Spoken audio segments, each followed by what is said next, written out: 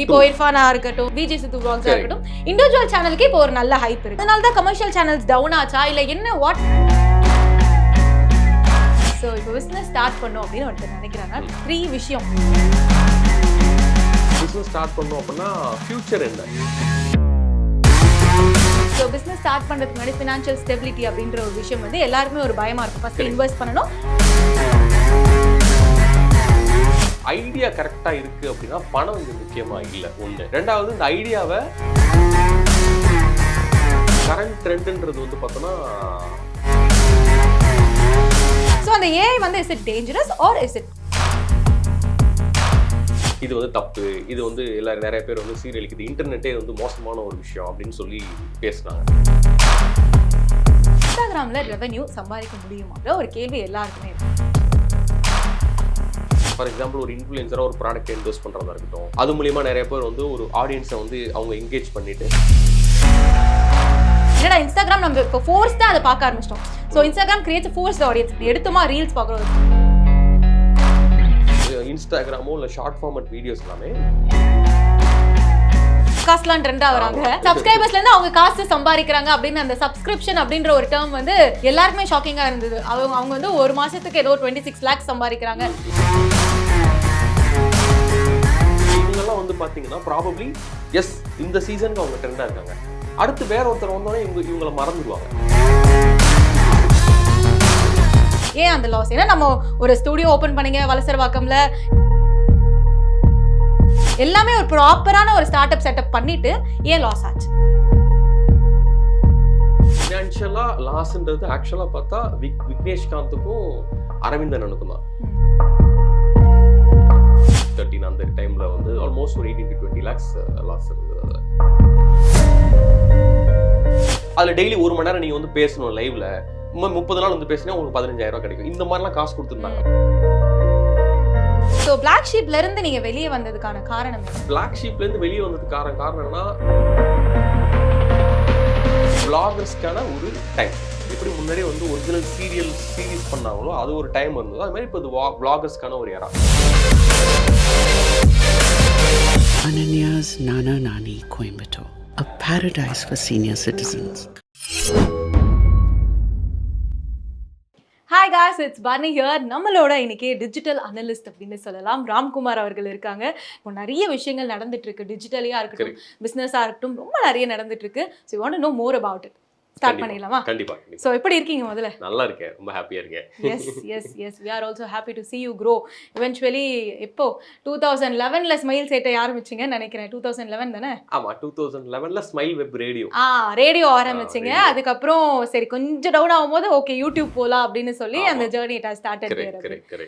So first வந்து என்ன பேக்ரவுண்ட்ல இருந்து வந்தீங்கன்னா ராம்குமார் டிஜிட்டலே என்ன பண்ணாரு அப்படின்ற எக்ஸ்போஷர் எல்லாருக்குமே இருக்கு. பட் எங்க இருந்து ஆரம்பிச்சீங்க? உங்க ஃபேமிலி பேக்ரவுண்ட் என்ன அப்படின்றது சொன்னீங்கன்னா நல்லா. ஃபேமிலி வந்து டிபிக்கல் ட்ரெடிஷ்னல் ஒரு பிஸ்னஸ் ஃபேமிலி தான். அவங்க வந்து ட்ரேடிங், அதாவது அக்ரி பிஸ்னஸ் ப்ராடக்ட்ஸை வந்து ட்ரேட் பண்ணக்கூடிய ஃபேமிலி. அதுலேருந்து பார்த்து வந்தவங்க தான் நம்மளும். அதனால நமக்கு ஒரு பிஸ்னஸ் பண்ணணும் அப்படின்ற ஒரு ஐடியா இருந்தது. லக்ஷ்மி செராமிக்ஸ் அந்த சார் அவங்க பேசுகிறப்போ முத்துராமன் சார் வந்து ஒரு வீடியோவில் பேசியிருப்பாங்க. அது மாதிரி தான் எங்களுக்கு ரா மென்டரிங். பிஸ்னஸ் பண்ணணும், என்ன பிஸ்னஸ் பண்ணணும், எப்படி பண்ணணும், பிஸ்னஸ்னால் என்னன்னு கூட தெரியாது. ஆனால் பிஸ்னஸ் பண்ணணுன்றது மட்டும் தாட் இருந்தக்கூடிய ஒரு பர்சனாலிட்டி. ஸோ அங்கேருந்து ஒவ்வொன்றா நம்ம கற்றுக்கிட்டு அதை எவால்வ் ஆக நம்மளும் அதுக்குள்ளே நிறையா எக்ஸ்பீரியன்ஸ் ஆகி நம்ம அதை நோக்கி இப்போ ட்ராவல் ஆகிட்டு இருக்கோம். ஸோ இப்போ பிஸ்னஸ் ஸ்டார்ட் பண்ணோம் அப்படின்னு ஒருத்தர் நினைக்கிறாங்க. 3 விஷயம் நம்மளோட மைண்ட் செட் ஒன்று இருக்கும்ல. பிஸ்னஸ் ஸ்டார்ட் பண்ணது முன்னாடி இந்த 3 விஷயம் நீங்கள் மைண்ட் செட் பண்ணிட்டு தான் பிஸ்னஸ் ஸ்டார்ட் பண்ணணும் அப்படின்னா அந்த 3 விஷயம் என்ன வகை சொல்லுங்க? From your experience. படிச்சது கேட்டது வேண்டாம், ஃப்ரம் யுவர் எக்ஸ்பீரியன்ஸ். என்னைய பொறுத்த வரைக்கும் என்னன்னா, பிஸ்னஸ் ஸ்டார்ட் பண்ணணும் அப்படின்னா ஃபியூச்சர் என்ன, ஃபியூச்சர் டெக்னாலஜியாக இருக்கலாம், இல்லை ஃபியூச்சர் எதை நோக்கி மூவ் ஆக போகுதுன்றதுல நம்ம வந்து போய் ஒரு என்ட்ரி கொடுக்கலாம். ஒன்று. இப்போ ஃபியூச்சர் அப்படிதான் அப்படின்றப்போ நமக்கு நிறைய லேர்னிங் வந்து தேவைப்படும். ஸோ அது வந்து கண்டினியூஸ் லேர்னிங் வந்து 2வதாக இருக்கணும்னு நினைக்கிறேன். 3வது அதை சார்ந்து இருக்கக்கூடிய மக்களோட நிறைய ட்ராவல் பண்ணுறது. ஸோ ஃபார் எக்ஸாம்பிள் கம்யூனிட்டிஸாக இருக்கலாம், மீட்டப்ஸாக இருக்கலாம், அதை பற்றின புக்ஸாக இருக்கலாம். ஸோ அதை சார்ந்து தேடிக்கிட்டே இருக்கக்கூடியது அந்த ஜோனுக்குள்ளே நம்ம இருக்கணும். ஸோ இது 3 வந்து நான் எக்ஸ்பீரியன்ஸ் பண்ணது, நான் பார்த்தது. ஸோ இந்த 3 டெஃபினட்டாக தேவைப்படும் நான் நினைக்கிறேன். ஓகே. ஸோ பிஸ்னஸ் ஸ்டார்ட் பண்ணுறதுக்கு முன்னாடி ஃபினான்ஷியல் ஸ்டெபிலிட்டி அப்படின்ற ஒரு விஷயம் வந்து எல்லாருமே ஒரு பயமா இருக்கும். ஃபர்ஸ்ட் இன்வெஸ்ட் பண்ணணும், அதுக்கப்புறம் அதுலேருந்து ப்ராஃபிட்டோ கெயினா நம்ம எப்படின்னு பார்த்துக்கலாம். பட் ஃபினான்ஷியல் ஸ்டெபிலிட்டி அப்படின்ற ஒரு விஷயத்தை நீங்கள் எப்படி பார்த்தீங்க, நீங்கள் எப்படி ஃபேஸ் பண்ணீங்க ஃபர்ஸ்ட் ஸ்டார்ட் பண்ணுறதுக்கு முன்னாடி? ஓகே. அது அந்த நானுமே அது மாதிரி நினச்சேன். ஒரு பிஸ்னஸ் ஸ்டார்ட் பண்ணால் முதல்ல இத்தனை லட்ச ரூபா இருக்கணும், இல்லை இத்தனை கோடி ரூபா இருக்கணும், நம்ம அது முதல் போடணும், அதுக்கு டீம் வரணும், இதெல்லாம் பண்ணணும் அப்படின்றது தான் முன்னாடி என் மைண்டில் இருந்ததுமே. பட் காலப்போக்கில் பார்க்குறப்ப அப்படின்னா ஐடியா கரெக்டாக இருக்குது அப்படின்னா பணம் இங்கே முக்கியமாக இல்லை ஒன்று. ரெண்டாவது இந்த ஐடியாவை நம்ம முதல்ல எக்ஸிக்யூட் பண்ணுறதுக்கு ரெடியாகி நம்ம இறங்கி வேலை பார்த்து ஒரு ஸ்டேஜ் 1லேருந்து ஸ்டேஜ் 2 நகர்த்தணும். அதில் எஸ் பைசான்றது கம்மியாக வரலாம், வராமல் இருக்கலாம். பட் நம்மளால் அதை எக்ஸிக்யூட் பண்ண முடியுதா அப்படின்றது தான் இங்கே மெயினாக இருக்கும். ஒன்று அந்த எக்ஸிக்யூஷன்லேயே நமக்கு தேவையான பணம் வந்துடும், இல்லை அந்த எக்ஸிக்யூஷன் சரியாக இருக்க பட்சத்துலேயே நமக்கு தேவையான பணத்தை கொடுக்கறதுக்கான ஆட்கள் வந்துடுவாங்க. ஸோ இன்னைக்கு காலகட்டம் அதை நோக்கி மாறிடுச்சு. ஸோ அதனால் இங்கே பணம் ஒரு பெரிய ஒரு பாயிண்டா இங்க தேவைப்படுறது இல்லை இன்னைக்கு இருக்கக்கூடிய சூழ்நிலைக்கு. ஸோ கரண்ட் ட்ரெண்ட் இப்போ என்னதான் இருக்கு, ஏன்னா அப்டேட் வந்து எல்லாருமே ஆயிட்டே இருக்காங்க. பட் நாளுக்கு நாள் வந்து டிஃப்ரெண்டான ஒப்பீனியன்ஸ், பர்செப்ஷன்ஸ் எல்லாமே மாறிட்டே இருக்கு. பட் டிஜிட்டலி எடுத்துக்கோங்க, இன்ஸ்டாகிராம்ல திடீர்னு ரீல்ஸ் ட்ரெண்ட் ஆகுது, ஷார்ட்ஸ் திடீர்னு பாக்குறாங்க, 20 மினிட்ஸ் வீடியோ, அந்த லாங் டியூரேஷன் வீடியோ இப்போ கொஞ்சம் கம்மி ஆயிடுச்சு. ஸோ அதனால what is the current trend? ஒரு பிசினஸ் ஸ்டார்ட் பண்ணோம் அப்படின்னா இந்த நாலேஜ்லாம் உங்களுக்கு இருக்கணும்ப்பா அப்படின்னா கரண்ட் ட்ரெண்ட்ன்றது வந்து பார்த்தோன்னா இப்போ நம்ம இருக்கிறது கிரியேட்டர்ஸ் எக்கனாமி. இப்போ எப்படி வந்து ஒரு அக்ரி எக்கனாமி, ஒரு வந்து டெக் எக்கனாமின்னு சொன்ன மாதிரி இப்போ நம்ம வந்து கிரியேட்டர்ஸ் எக்கனாமிக்குள்ளே இருக்கோம். இந்த எக்கனாமி எப்படிலாம் எவால்வ் ஆக போகுது அப்படின்றது யாருனாலையும் ப்ரிடிக்ட் பண்ண முடியாது. இன்ஃபேக்ட் சொல்ல போனால் ஃபேஸ்புக் வந்து இப்படி ஒரு ஷார்ட் ஃபார்மேட் வீடியோ ஸ்பேஸ்க்குள்ளே வருவாங்க, இன்ஸ்டாகிராமை வாங்குவாங்க, இல்லை வந்து ஃபேஸ்புக்கில் வீடியோஸ் போட்டால் அதுக்கு ரெவன்யூ வரும் அப்படின்னு யாருமே யோசிச்சிருக்க மாட்டோம். இது காலப்போக்கில் அந்த எக்கனாமிக்குள்ளே வந்து நடக்கக்கூடிய சேஞ்சஸ். அப்போ நம்ம என்ன பண்ண போகிறோம் அப்படின்னா, நம்ம இந்த எக்கனாமிக்கல் ஸ்பேஸில் இருக்க போகிறோம், நான் கிரியேட்டர்ஸ் எக்கனாமிக்குள்ளே நான் இருக்க போகிறேன்னு முடிவு பண்ணிட்டேன் அப்படின்னா, அப்போ அதோட மூலதனம் என்ன அப்படின்னு பார்த்தீங்கன்னா கண்டென்ட். அப்போ அதை நம்மள சரியாக டெலிவரி பண்ண முடியணும். அதை சரியாக ஒரு நீஷ்குள்ளே நம்மளால் ஐடென்டிஃபை பண்ணி நம்மளை ஃபிட்டிங் பண்ணுறதுக்கு முடியணும். அது ஒவ்வொரு ஃபேஸாக அது வந்து எவால்வேட் ஆக ஆக ஆக ஆக நம்மளும் அதில் எவால்வ் ஆகி போய்கிட்டே இருக்கிறதுக்கு தயாராக இருக்கணும். இதுதான் இங்கே தேவை. ஓகே, ஏன்னா இந்த கேள்வி ஏன் கேட்டேன்னா, ஒரு 5 years 6 years பேக் ஒரு வீடியோ வந்து நீங்க பேசியிருப்பீங்க. அதுல நீங்க சொன்னது வந்து ஃபியூச்சர் எப்படி இருக்க போகுதுன்னா கண்டென்ட் பிளஸ் டெக், இது ரெண்டும் சேர்ந்து ஒரு விஷயம் நடந்தாதான் ஃபியூச்சர் வந்து டிஜிட்டலா நம்மளால க்ரோ ஆக முடியும் அப்படின்னு சொல்லும்போது நான் யோசிச்சேன், என்ன அது மனுஷன், நான் 5 years இப்பதான் நான் ஆக்சுவலா ரீசெண்டா பார்த்தேன் அந்த ஸ்வீட். அப்பவே வந்து எப்படி அதை கணிச்சாரு, கண்டிப்பா அவர்கிட்ட நிறைய ப்ரெடிக்ஷன்ஸ் இருக்கும்னு நினைக்கிறேன் அப்படின்னு. அதான் இன்னுமே அது வந்து இது வந்து ப்ரெடிக்ஷன் சொல்ல முடியாது, ப்ராபப்ளி அதான் அந்த ஜேர்னில நம்ம பார்க்குறோம்ல, ஸோ அந்த ஜேர்னியில் பார்த்தது தான் இது. Okay, super. அண்ட் ஆல்சோ இப்போ ஏஐ அப்படின்ற விஷயம் வந்து கரண்டா ட்ரெண்ட் ஆயிட்டு இருக்கு. But at the same time அது டேஞ்சரஸ் அப்படின்னு சொல்லிட்டு இருக்காங்க. இப்போ சோஷியல் மீடியாவில் ஒரு ஃபோட்டோ அப்லோட் பண்றாங்கன்னா அது செலிபிரிட்டிஸ்ல இருந்து நார்மல் பீப்புள் வரைக்கும் அது ஏஐல எப்படி வேணா மார்ஃப் பண்ணலாம் அப்படின்றது ஒரு சைட் போயிட்டு இருக்கு. இன்னொரு சைடு இறந்தவங்களை திரும்ப கொண்டு வந்து அவங்களுக்கு ஒரு மெமரபிளான மொமெண்டா மாத்துறது நிறைய பேர் பண்ணிட்டு இருக்காங்க. ஸோ அந்த ஏஐ வந்து is it dangerous or is it good? அந்த யூசேஜ் பொறுத்து இருக்கு. But still how the society is seeing it. அதாங்க, இது வந்து இப்போ நம்ம சொல்ல முடியாது. ஃபார் எக்ஸாம்பிள் சொல்றேன், ஃபேஸ்புக்கே நம்ம எடுத்துக்கிறோம், இல்லை யூடியூபே எடுத்துக்கிறோம், இன்ஃபேக்ட் வாட்ஸ்அப்பே எடுக்கிறப்போ உள்ள வரப்போ இதே மாதிரி தான் டிபேட்டபிள் மோடுக்குள்ள போனாங்க. இது வந்து தப்பு, இது வந்து நிறைய பேர் வந்து சீரழிக்குது, இன்டர்நெட்டே வந்து மோசமான ஒரு விஷயம் அப்படின்னு சொல்லி பேசுனாங்க. பட் இன்னைக்கு எல்லாரும் வந்து இல்லை அது வந்து கரெக்டு தான், அது எனக்கு இவ்வளோ வேல்யூ கொடுக்குது, பைசா கொடுக்குது, வேல்யூ கொடுக்குது, இன்ஃபர்மேஷன் கொடுக்குது, இன்டர்நெட் இப்போ தவிர்க்க முடியாத ஒன்று ஆயிடுச்சு அப்படின்றதுக்கு இது எவால்வ் ஆகிறதுக்கு எடுத்துக்கிட்ட டைம் பார்த்தீங்கன்னா கிட்டத்தட்ட ஒரு 20 வருஷம் எடுத்துருக்கு. அது மாதிரி ஏஐன்றது புது ஏரியா, அந்த ஏரியாவுக்குள்ள நம்ம எல்லாரும் இன்னைக்கு தான் என்ட்ரு ஆகிறோம். அந்த ஏரியாவில் என்ட்ரு ஆகிறப்ப நம்ம ஃபர்ஸ்ட் கண்ணில் பார்க்குறதோ இல்லை நமக்கு தெரியப்படுத்துறதோ பார்த்தீங்கன்னா ஒரு நெகட்டிவான ஒரு பின்பம் இருக்கு. ஸோ அப்போ வந்து என்னையை பொறுத்த வரைக்கும் பார்த்தோம் அப்படின்னா it is going to create some change. ஏன்னா உள்ள வர்றப்பயே இப்படி ஒரு டிஸ்கஷனுக்குள்ள கொண்டு வந்துருச்சு இந்த ஏஐன்ற ஒரு மேட்டர். அப்படின்றப்போ இது கண்டிப்பாக பெருசாக ஏதோ ஒரு இம்பாக்டை கிரியேட் பண்ண போகுது. அது என்ன பண்ண போகுது யாருக்குமே தெரியாது. ஆனால் நம்ம அதை லேர்ன் பண்ணிக்கிறதுக்கும் அந்த ஸ்பேஸில் போய் உட்காந்துக்கிறதுக்கும் முதல்ல ஒரு சீட்டை போட்டு எனக்கு ஒரு சீட்டை ரிசர்வ் பண்ணி வச்சுக்கிறதுக்கும் ரெடி ஆகிக்கணும்.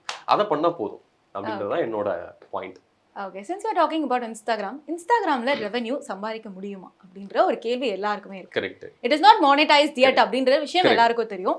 பட் ஆனா கான்டென்ட் வந்து எங்க போனாலும் ரீச் ஆகுது, அவ்வளோ மில்லியன் வியூஸ் போகுது, அந்த கான்டென்ட்டுக்கான ஒரு காசு வந்து வரலையோ அப்படின்ற கிரியேட்டர்ஸ்க்கு வந்து கொஞ்சம் வருத்தம் இருக்கலாம் அப்படின்னு சொல்றாங்க. பட் ஆனா இன்ஸ்டாகிராம் ரெவென்யூ பேஸ்டா மாறுமா இல்லை ரெவென்யூ பேஸ்டா தான் இருக்கா அப்படின்னு உங்களோட ஒப்பீனியன்? இல்லை, இன்ஸ்டாகிராம் வந்து பிளாட்ஃபார்ம் மூலிமா ரெவென்யூ கொடுக்கல.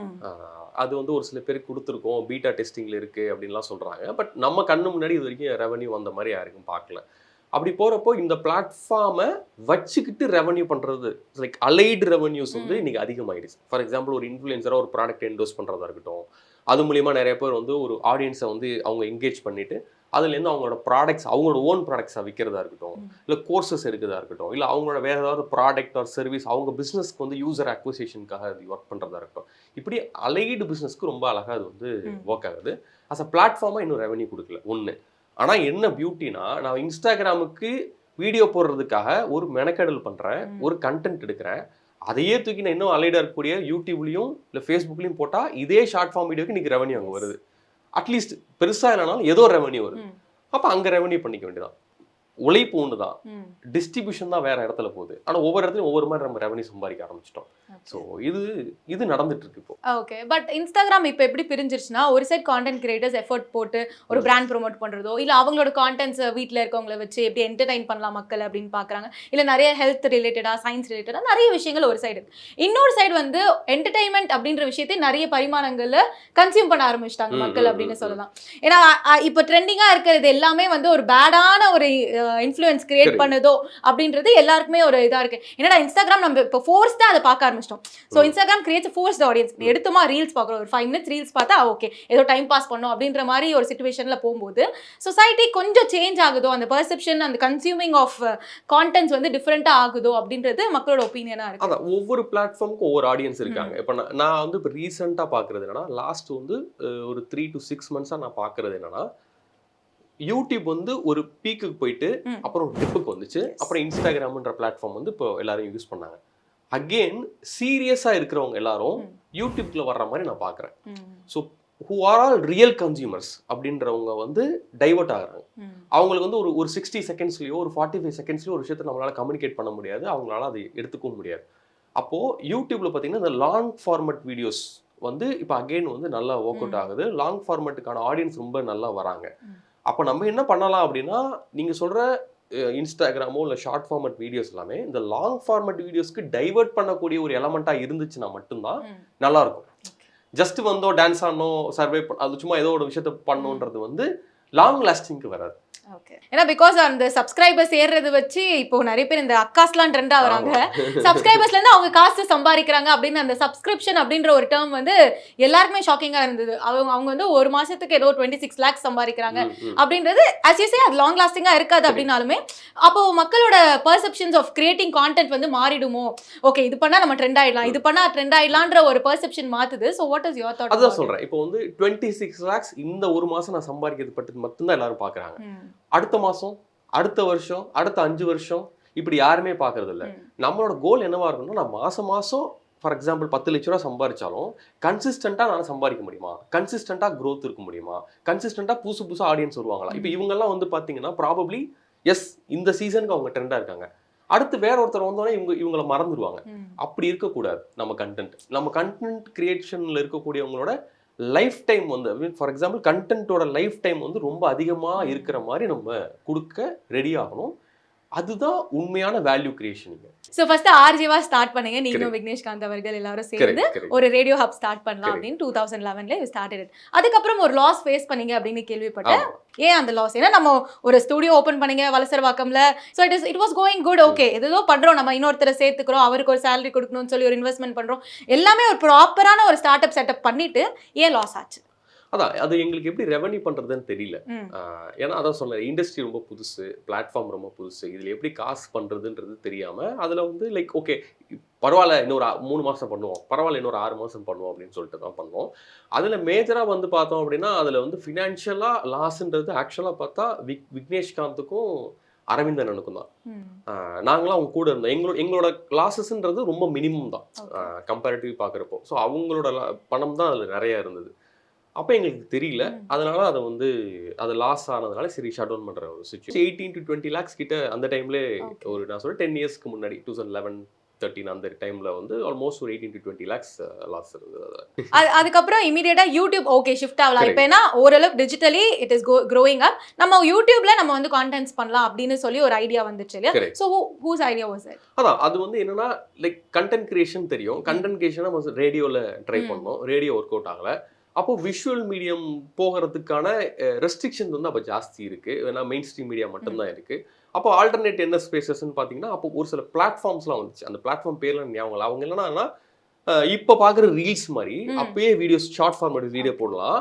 அந்த வீடியோ வந்து நமக்கு மாதம் 30,000 40,000 நம்ம 30 நாள் 30 வீடியோ போடணும், அதுக்கு மாதம் 30,000 40,000 கொடுக்கறதுக்கு இருந்தாங்க. அப்போது யூடியூப்க்கு முன்னாடி நான் சொல்கிறேன், ஷார்ட் ஃபார்மேட் வீடியோஸ் போடுறது, அதில் டெய்லி 1 மணி நேரம் நீங்கள் வந்து பேசணும் லைவ்ல, 30 நாள் வந்து பேசினா உங்களுக்கு 15,000 கிடைக்கும். இந்த மாதிரிலாம் காசு கொடுத்துருந்தாங்க. அந்த பிளாட்ஃபார்ம் பேர் மறந்துச்சு. அப்போ அதை ட்ரை பண்ணும். அதை ட்ரை பண்ணுறப்போ விக்கி தான் சொன்னா, டே அந்த பிளாட்ஃபார்ம் ஒன்று இருக்குடா அப்படின்னோடனே, அப்போ நாங்கள் வந்து நீ பண்ணு பார்த்துக்கலாம் அப்படின்னு சொன்னேன். அப்புறம் அவன் பண்ணால் அவனுக்கு காசு வந்துச்சு. அப்போ இன்ட்ரெஸ்டிங்காக என்னன்னு பார்க்குறப்போ அப்புறம் தான் யூடியூப் அப்படின்ற சப்ஜெக்ட்குள்ளேயே மூவ் ஆக ஆரம்பித்தோம். யூடியூப்பில் நம்ம வீடியோஸ் போட ஆரம்பிச்சிட்டோம். அப்போ ஸ்மைல் வெப் ரேடியோன்ற பேரில் தான் ஃபஸ்ட்டு போட ஆரம்பித்தோம். அதில் ஏகப்பட்ட அந்த காப்பிரைட்ஸ் பிரச்சனைலாம் இருந்ததுனால எங்களுக்கு அது சரியாக தெரியல. அப்போது அந்த காப்பிரைட்ஸ் பிரச்சனைலாம் இருக்கிறப்ப வியூஸ் நல்லா போச்சு, ஆனால் ரெவென்யூ வரல. அப்போது சரி வேறு என்ன பண்ணலாம் அப்படின்றப்ப தான் ஓகே இது எல்லாத்தையும் இப்படியே ஸ்டாப் பண்ணுவோம், அப்படியே அடுத்து தெளிவாக கிளியராக ஒன்று இப்போ எல்லாம் தெரிஞ்சிருச்சா கரெக்டாக ஒன்று பண்ணலாம் அப்படின்னு சொன்னது தான் ஸ்மைல் சேட்டை journey. Okay, so smile Settai அதுக்கு அடுத்து black sheep. Okay, so black ஷீப்லேருந்து நீங்கள் வெளியே வந்ததுக்கான காரணம் என்ன? பிளாக் ஷீப்லேருந்து வெளியே வந்ததுக்கு காரணம் என்னன்னா, எனக்கு என்னன்னா நான் வந்து இது வந்து ஒரு பாசிட்டிவான ஆட்டிடியூடு, இன்னொரு நெகட்டிவான நிறைய எனக்கு ஒரே ஸ்டேஜில் ரொம்ப நாள் இருக்க பிடிக்காது. ரொம்ப எனக்கு ரொம்ப சேச்சுரேட் ஆகிடும். நான் கொஞ்சம் நிறைய எக்ஸ்ப்ளோர் பண்ணணும்னு நினைக்கக்கூடிய ஒரு கேரக்டர் ஒன்று. ரெண்டாவது அங்கே எனக்கு சேலஞ்சிங்காக ஏதாவது இருக்கணும். எனக்கு எப்படின்னா ஒரு பசில் மாதிரி இருக்கணும். இந்த பசிலை சால்வ் பண்ணிட்டா அடுத்த வேலைக்கு போயிடணும், அடுத்த பசிலுக்கு தான் போகணும். இந்த பசிலே ஏதாவது சூப்பராக சால்வ் பண்ணிட்டேன் அப்படின்றது எனக்கு பர்சனலாக வராது. ஸோ இது யார் மாதிரியான ஒரு ஆட்டிடியூடுன்னு கேட்டிங்கன்னா, இப்போ இதெல்லாம் வந்து ஒரு typical creators attitude. For example பார்த்தீங்கன்னா, ஒரு டேரக்டர் இருப்பார், ஒரு ஹீரோ ஒரு ஹீரோயின் ஒரு ப்ரொடக்ஷன் ஹவுஸோட வேலை பார்ப்பாங்க. அந்த ப்ராஜெக்ட் ஒரு 6 months ஒரு 1 year இருக்கும். அந்த ப்ராஜெக்ட் முடிச்சதுக்கப்புறம் ஒரு பிரேக் எடுப்பாங்க. அடுத்த வேற ஒரு ஹீரோயின் வேற கதை வேற ஸ்கிரிப்டுக்கு போயிடுவாங்க இல்லையா? அந்த மாதிரியான மைண்ட் செட் இருக்கக்கூடிய ஒரு ஆள் நான். ஸோ அதனால ஓகே இதை பிஸ்னஸில் நம்ம பண்ணுறோம் அப்படின்றப்போ ஓகே வேற ஸ்பேஸுக்கு போகலாம் அப்படின்றது ஒன்று. ரெண்டாவது இதுக்கப்புறம் நம்ம இங்கே இருக்க வேண்டிய தேவை இங்கே இல்லை அப்படின்ற ஸ்டேஜுக்கும் கம்பெனி வந்துருச்சு. நம்ம இருந்து தான் நகர்த்தணுன்றது அவசியம் இல்லை அப்படின்றப்போ சரி ஓகே ஐ செட் ஓகே நான் இங்கே ஸ்டாப் பண்ணிக்கிறேன் அப்படின்னு சொல்லிட்டு தான் அங்கேருந்து வெளியே வந்தது. இப்போ இருக்க யூடியூப் வந்து எந்த மாதிரி ஒரு பரிமாணத்தில் போயிட்டு இருக்கு? ஏன்னா ஸ்டார்டிங்கில் இப்போ நீங்கள் உள்ள பிளாக் ஷீப்ல இருந்த டைம்லயா இருக்கட்டும், எல்லாருமே வந்து டிஜிட்டலி க்ரோ ஆகிட்டு இருந்தாங்க யூடியூப்ல அப்படின்னு சொல்லலாம். இப்போ வந்து ஒரு டவுன்ஃபால் இருக்கு. பட் இண்டிவிஜுவல் கிரியேட்டர்ஸ் வந்து நிறைய, இப்போ இர்ஃபானா இருக்கட்டும், விஜய் சித்து vlogs இருக்கட்டும், இண்டிவிஜுவல் சேனலுக்கு இப்போ ஒரு நல்ல ஹைப் இருக்கு. பட் அதனால தான் கமர்ஷியல் சேனல்ஸ் டவுன் ஆச்சா இல்லை என்ன? What made their?